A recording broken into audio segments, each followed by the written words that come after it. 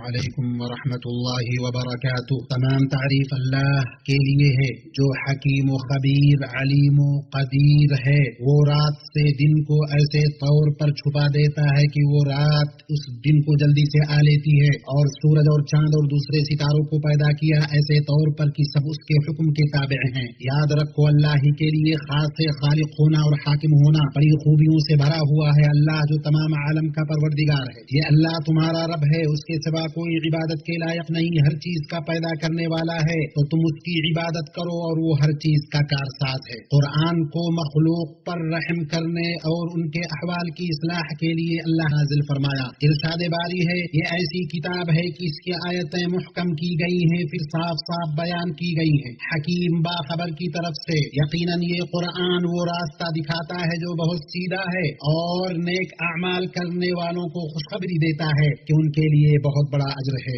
اور میں گواہی دیتا ہوں کہ اللہ کے سوا کوئی حقیقی معبود نہیں، اس کے سوا کسی کی عبادت برحق نہیں۔ اور اللہ درود و سلام نازل کرے آپ پر اور آپ کے آل و اصحاب اور متبعین پر۔ اللہ کا لوگوں پر لطف و کرم یہ ہے کہ ان کی طرف محمد صلی اللہ علیہ وسلم کو اس چیز کی دعوت دینے والا بنا کر بھیجا جس میں ان کا فائدہ ہے اور جس کے ذریعے ان پر اللہ کی رحمت نازل ہوتی ہے۔ اللہ فرماتا ہے، میری رحمت تمام اشیاء پر محیط ہے، تو وہ رحمت ان لوگوں کے نام ضرور لکھوں گا جو اللہ سے ڈرتے ہیں اور زکوٰۃ دیتے ہیں اور جو ہماری آیتوں پر ایمان لاتے ہیں۔ جو لوگ ایسے رسول نبی امی کا اتباع کرتے ہیں جن کو وہ لوگ اپنے پاس تورات و انجیل میں لکھا ہوا پاتے ہیں، وہ ان کو نیک باتوں کا حکم فرماتے ہیں اور بری باتوں سے منع کرتے ہیں، اور پاکیزہ چیزوں کو حلال بتاتے ہیں اور گندی چیزوں کو ان کے اوپر حرام فرماتے ہیں۔ ان لوگوں پر جو بوجھ اور توق تھے ان کو دور کرتے ہیں۔ سو جو لوگ اس نبی پر ایمان لاتے ان کی حمایت اور مدد کرتے ہیں اور اس نور کا اتباع کرتے ہیں جو ان کے ساتھ بھیجا گیا ہے، ایسے لوگ فلاح پانے والے ہیں۔ آپ کہہ دیجئے، اے لوگو، میں تم سب کی طرف اس اللہ تعالی کا بھیجا ہوا رسول ہوں جس کی بادشاہی تمام آسمانوں اور زمین میں ہے۔ اللہ درود و سلام نازل کرے آپ پر اور آپ کے آل و اصحاب اور متبعین پر۔ اما بعد، لوگو، اپنے رب سے ڈرو اور اس دن کا خوف کرو جس دن باپ اپنے بیٹے کو کوئی نفع نہ پہنچا سکے گا اور نہ بیٹا اپنے باپ کا ذرا سا بھی فائدہ کرنے والا ہوگا۔ اللہ کا وعدہ سچا ہے، تمہیں دنیا کی زندگی دھوکے میں نہ ڈالے اور نہ دھوکے باز شیطان تمہیں دھوکے میں ڈال دے۔ یقیناً جو تقوی والا ہوگا اس کا انجام بہتر ہوگا، وہ دنیا و آخرت میں یقینی کامیابی سے سرفراز ہوگا۔ اللہ تعالیٰ نے فرمایا، اور جن لوگوں نے پرہیزگاری کی انہیں اللہ تعالیٰ ان کی کامیابی کے بدولت بچا لے گا، انہیں کوئی دکھ چھو بھی نہ سکے گا اور نہ وہ کسی طرح غمگین ہوں گے۔ اور جو شخص اللہ سے ڈرتا ہے اللہ اس کے لیے چھٹکارے کی شکل نکال دیتا ہے اور اسے ایسی جگہ سے روزی دیتا ہے جس کا اسے گمان بھی نہ ہو۔ اور جو شخص اللہ پر توکل کرے گا اللہ اسے کافی ہوگا، اور جو شخص اللہ سے ڈرے گا اللہ اس کے کام میں آسانی کر دے گا۔ اور اللہ کے واجب تقوی میں سے یہ ہے کہ بندہ صرف اپنے رب کی عبادت کرے اور عبادت کا کچھ بھی حصہ اللہ سبحانہ کے سوا کسی اور کے لیے انجام نہ دے۔ اللہ نے فرمایا، فرما روائی صرف اللہ کے لیے ہے، اس کا فرمان ہے کہ تم سب سوائے اس کے کسی اور کی عبادت نہ کرو، یہی دین درست ہے، لیکن اکثر لوگ نہیں جانتے۔ اے لوگو، اپنے اس رب کی عبادت کرو جس نے تم سے پہلے کے لوگوں کو پیدا کیا، اور یہی شہادت توحید لا الہ الا اللہ کا معنی ہے جو اسلام کا شعار اور نجات کا سبب ہے۔ تم سب کا معبود ایک ہی معبود ہے، اس کے سوا کوئی معبود برحق نہیں، وہ بہت رحم کرنے والا ہے اور بڑا مہربان ہے۔ اور شہادت توحید سے شہادت رسول کو ملایا جائے گا، شہادت رسالت اور شہادت توحید کو یکجا کیا جائے گا، تو حقیقت میں محمد اللہ کے رسول ہیں، جیسا کہ اللہ نے فرمایا، محمد تمہارے مردوں میں سے کسی کے باپ نہیں، لیکن آپ اللہ تعالیٰ کے رسول ہیں اور آپ خاتم الانبیاء ہیں۔ اور یہ دونوں شہادت ارکان اسلام کا پہلا رکن ہے، اور ارکان اسلام میں سے 5 وقتہ نمازوں کو قائم کرنا بھی ہے۔ اللہ نے فرمایا، اور نماز قائم کرو، یقیناً نماز بے حیائی اور برائی سے روکتی ہے، اور زکوٰۃ ادا کرنا جیسا کہ اللہ کے قول میں ہے، آپ ان کے مالوں میں سے صدقہ لے لیجئے جس کے ذریعہ سے آپ ان کو پاک صاف کر دیں اور ان کے لیے دعا کیجئے، بلا شبہ آپ کی دعا ان کے لیے موجب اطمینان ہے۔ اور رمضان کا روزہ رکھنا جیسا کہ اللہ تعالیٰ تعالیٰ نے کہا ماہ رمضان وہ ہے جس میں قرآن اتارا گیا، جو لوگوں کو ہدایت دینے والا ہے اور جس میں ہدایت کی اور حق و باطل کی تمیز کی نشانیاں ہیں، اور بیت اللہ کا حج کرنا جو اس کی راہ کی استطاعت رکھتا ہو۔ اللہ نے فرمایا لوگوں میں حج کی منادی کر دو کہ تمہارے پاس ہر دور دراز مقام سے پیدل اور اونٹوں پر سوار آئیں گے تاکہ وہ فائدے دیکھیں جو یہاں ان کے لیے رکھے گئے ہیں۔ اور نبی اکرم صلی اللہ علیہ وسلم نے فرمایا اسلام یہ ہے کہ آپ گواہی دیں کہ اللہ کے سوا کوئی معبود حقیقی نہیں اور محمد صلی اللہ علیہ وسلم اللہ کے رسول ہیں، نماز قائم کریں، زکوٰۃ ادا کریں، رمضان کے روزے رکھیں، بیت اللہ کا حج کریں۔ ایمان یہ ہے کہ آپ اللہ پر، اس کے فرشتوں، کتابوں، رسولوں، یوم آخرت اور ہر اچھی بری تقدیر پر ایمان لائے، اور احسان یہ ہے کہ آپ اللہ کی عبادت اس طرح کریں گویا آپ اسے دیکھ رہے ہیں۔ اگر آپ یہ تصور نہیں کر سکتے تو پھر وہ آپ کو یقیناً دیکھ رہا ہے۔ اے مومنوں، یہ اللہ کا دین اور اس کی شریعت ہے جسے اس نے اپنے مخلوق کے لیے پسند کیا ہے اور اس کے ذریعہ ان پر رحم کیا ہے، ان کے لیے بھلائیاں اور مصلحتیں لاتی ہے۔ یہ شریعت برائیوں اور مفاسد سے ان کو بچاتی ہے۔ اسی لیے رسول اکرم صلی اللہ علیہ وسلم پر اللہ تعالیٰ کا یہ فرمان عرفہ کے دن نازل ہوا۔ اللہ نے فرمایا آج میں نے تمہارے لیے دین کو کامل کر دیا اور تم پر اپنا انعام بھرپور کر دیا اور تمہارے لیے اسلام کے دین ہونے پر رضامند ہو گیا۔ اللہ نے اپنی نبی کی صفت اس طرح بیان کی اور ہم نے آپ کو تمام جہان والوں کے لیے رحمت بنا کر بھیجا ہے۔ ان واضح اصولوں کی بنا پر مبارک شریعت مصلحتوں کو حاصل کرنے اور ان میں اضافہ کرنے اور خرابیوں کو ختم کرنے یا انہیں کم کرنے کے لیے آئی۔ اس نے طے کیا کہ خرابیوں کو دور کرنا مصلحتوں کے حصول پر مقدم ہے اور یہ کہ اعلیٰ ترین مصلحتوں کو حاصل کیا جائے اگرچہ ادنا مصلحت کو نظر انداز کرنا پڑے۔ اسی طرح بڑی خرابی کو دور کیا جائے گرچہ ادنا خرابی کو اختیار کرنا پڑے۔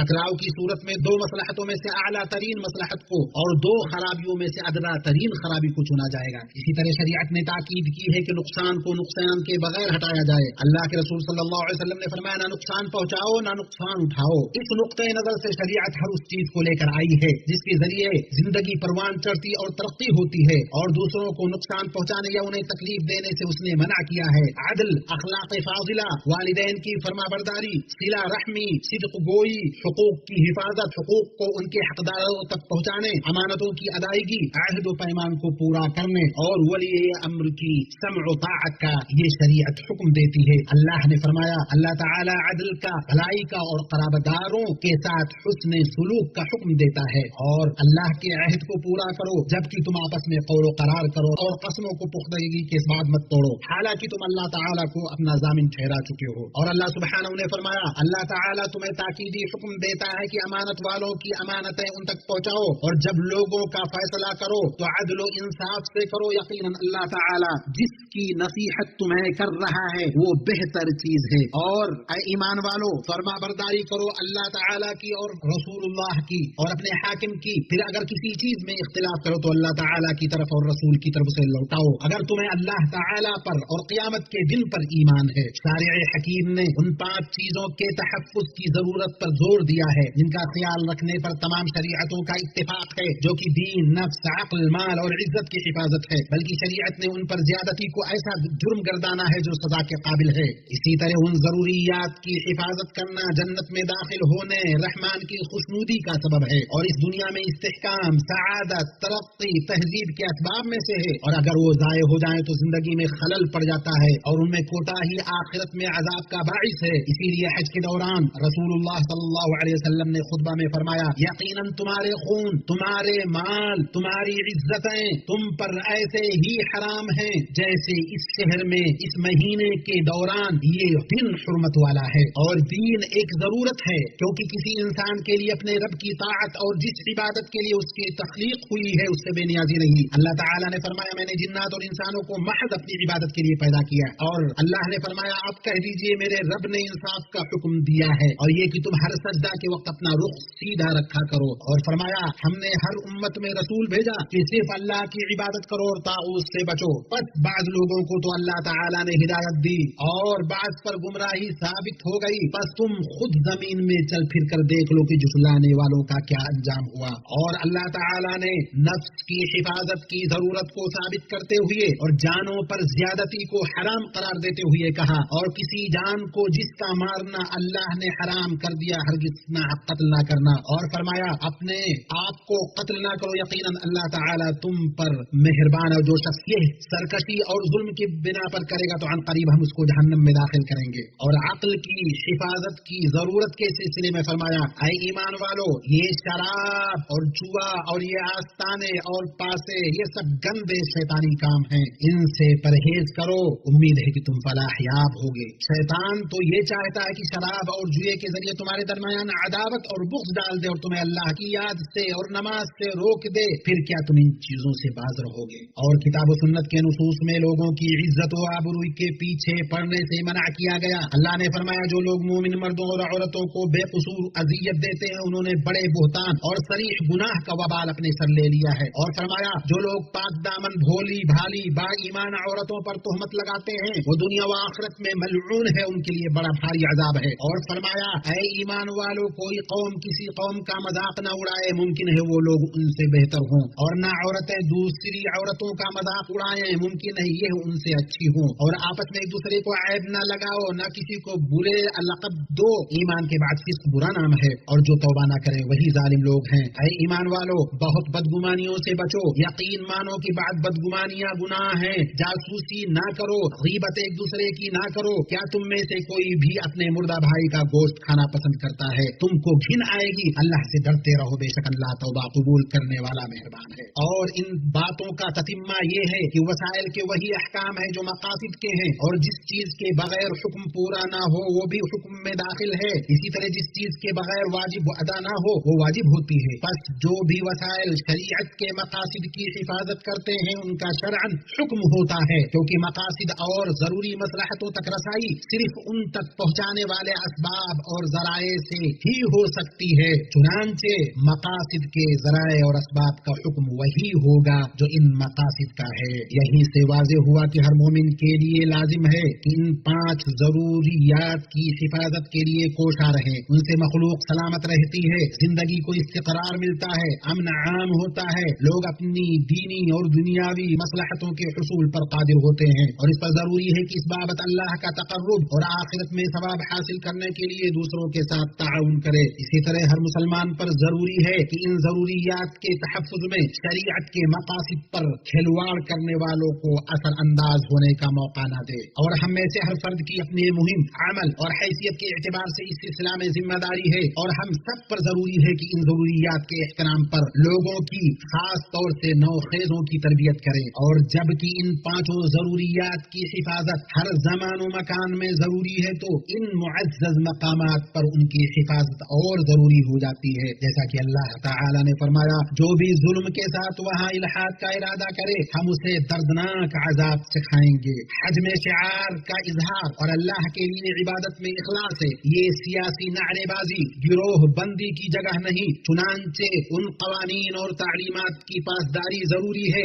جو ضامن ہیں کہ حجاج اپنے مناسک اور شعائر امن و امان اور اطمینان سے ادا کر سکیں. بیت اللہ کے حجاج آپ عرفہ کے عظیم جگہ میں ہیں جہاں اللہ آپ کے ذریعہ فرشتوں پر فخر جتاتا ہے. یہ معزز مقام فضیلت والا زمانہ ہے جہاں نیکیاں کئی گنا کر دی جاتی ہیں، گناہ بخش دیے جاتے ہیں، درجات بلند کیے جاتے ہیں. تو اللہ کو دکھاؤ کہ تم سنت کا اتباع کر رہے ہو اور اس نبی کریم صلی اللہ علیہ وسلم کی اقتداء کر رہے ہو جنہوں نے اس مقام پر خطبہ دیا، پھر بلال کو حکم دیا تو انہوں نے اذان دی، پھر اقامت کہی، پھر آپ نے جمع اور قصر کے ساتھ ظہر اور عصر کی نماز پڑھی، پھر اپنی اونٹنی پر ٹھہر کر اللہ کا ذکر اور دعا کرتے رہے یہاں تک کہ سورج غروب ہو گیا. پھر مزدلفہ کی طرف چلے اور اپنے صحابہ کو سکینت، وقار اور نرمی کی تلقین کرتے رہے. مزدلفہ میں آپ نے مغرب کی نماز 3 رکعت اور عشاء کی نماز 2 رکعت ادا کی. فجر کی نماز کی ادائیگی تک آپ نے وہی رات بسر کی، پھر روشنی پھیلنے تک آپ نے دعا کی. اس کے بعد آپ منا گئے اور بڑے جمرہ کو 7 کنکریاں ماری، قربانی کی، بال مڈائے، طواف افاضہ کیا، پھر منا واپس آئے اور اس میں ایام تشریق کے ایام میں ٹھہرے رہے. آپ زیادہ سے زیادہ تکبیر، تحمید اور تحلیل کرتے رہے اور زوال کے بعد تینوں جمرات کو کنکری مارتے رہے. چھوٹے اور بیچ والے جمرات کو مارنے کے بعد دعا کرتے رہے اور عذر والوں کو رخصت دی کہ وہ منا میں رات نہ گزاریں. رسول اللہ صلی اللہ علیہ وسلم کی سنت یہ ہے کہ منا میں 13 تک ٹھہرا جائے اور یہی افضل ہے، اور آپ نے 12 کو جلدی کرنے کو جائز قرار دیا، اور جب آپ حج سے فارغ ہوئے اور سفر کا ارادہ کیا تو کعبہ کا طواف کیا۔ بیت اللہ کے حجاج رسول اللہ صلی اللہ علیہ وسلم نے عرفہ میں روزہ نہیں رکھا تاکہ یہ ذکر اور دعا پر معاون ہو۔ آپ صلی اللہ علیہ وسلم عرفہ میں اللہ کا ذکر اور دعا کرتے رہے، تم بھی ان کی اقتدا کرو۔ اللہ نے فرمایا تم لوگ اپنے پروردگار سے دعا کرو گڑ گڑا کر، چپکے۔ واقعی اللہ تعالیٰ ان لوگوں کو ناپسند کرتا ہے جو حد سے نکل جائیں۔ اللہ سے دعا کرو، اس سے ڈرتے رہو اور امید کرتے رہو۔ اللہ سے اپنے لیے، اپنے والدین کے لیے، اپنے رشتہ داروں کے لیے دعا کرو۔ پیٹھ پیچھے جو دعا کرتا ہے فرشتہ کہتا ہے آمین، اور تجھے بھی ویسا ہی ملے۔ فلسطین میں ہمارے بھائیوں کے لیے دعا کریں، وہ تکلیف میں ہیں، ان کے دشمن نے خون بہا کر ملک میں فساد پھیلا کر ان سے ضرورت کی غذا، دوا، کھانا اور لباس روک کر انہیں تکلیف میں مبتلا کر رکھا ہے، اور وہ لوگ سب سے زیادہ دعا کے مستحق ہیں جنہوں نے بھلائی کیا، احسان کے کام کو انجام دیا، اور ان میں سے وہ لوگ ہیں جو حرمین شریفین کی خدمت کرتے ہیں اور اللہ کے مہمانوں کی راحت کے لیے راتوں کو جگتے ہیں۔ ان میں سر فہرست خادم حرمین شریفین شاہ سلمان بن عبد العزیز اور ان کے ولی عہد ہیں۔ اے اللہ، اے حی قیوم، یا ذو الجلال والاکرام، ہم تیرے فضل و احسان سے تجھ سے دعا کرتے ہیں کہ تو خادم حرمین شریفین شاہ سلمان بن عبد العزیز اور ان کے ولی عہد شہزادہ محمد بن سلمان کو ہر بلائی کی توفیق دے، تو ان کا مؤید و نصیر ہو۔ وہ دونوں اسلام اور مسلمانوں کے لیے جو عظیم خدمتیں انجام دے رہے ہیں ان پر انہیں بہترین بدلوں سے نواز۔ اے اللہ، انہیں بڑا بدلہ دے، ان کا ثواب زیادہ کر اور ان دونوں سے راضی ہو جا۔ اے اللہ، حاجیوں سے ان کا حج قبول کر، ان کے معاملات آسان کر، انہیں ان کے ملکوں کو صحیح سالم اور کامیاب و کامران لوٹا، اس حال میں کہ تو نے ان کے گناہوں کو بخش دیا ہو، ان کی توبہ قبول کر لی ہو اور ان کی ضرورتیں پوری کر دی ہو۔ اے اللہ، مسلم اور مومن حضرات و خواتین کو بخش دے، انہیں ہر برائی سے محفوظ رکھ اور ان کے دین، امن و امان، جان، مال، عقل، آبرو سب کی حفاظت فرما، انہیں مصلحت اور بھلائیوں سے نواز، ان سے شر اور گناہوں کو دور کر۔ اے اللہ، تو ان کے دل کی اصلاح فرما، اے اللہ ان کے دل کی اصلاح فرما، انہیں ان کے ملکوں میں امن سے نواز، ان کی بھوک مٹا، ان کے رزق میں برکت دے، ان کے تمام معاملات کو اپنے ذمہ لے لے۔ سبحان ربک رب العزة عما يصفون وسلام على المرسلين والحمد لله رب العالمين۔